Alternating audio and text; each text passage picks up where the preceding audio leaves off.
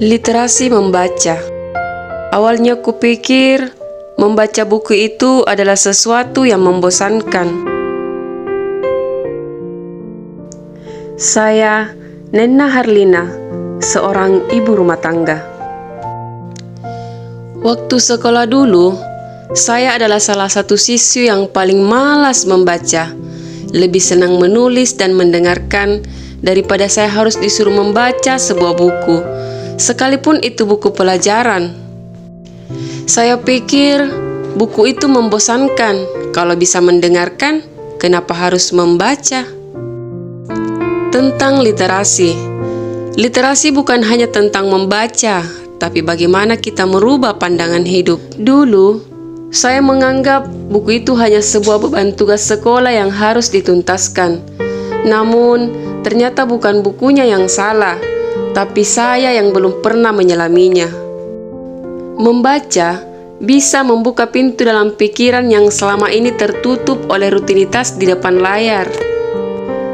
Ternyata, tiap buku punya cara untuk membuatku melihat dunia dengan mata dan hati yang lebih terbuka.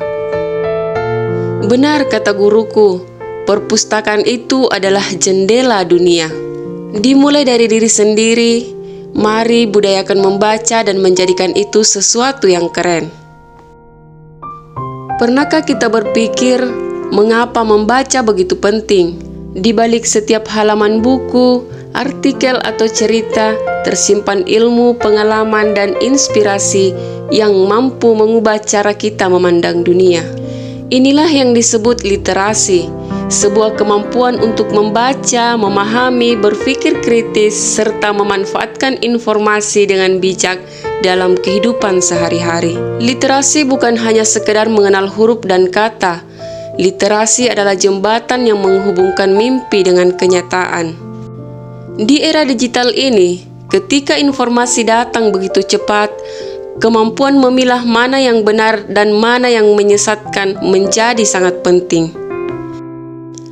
Mari jadikan literasi sebagai bagian dari gaya hidup, karena bangsa yang gemar membaca adalah bangsa yang kaya akan ilmu kreatif dalam berkarya dan siap menghadapi tantangan di masa depan.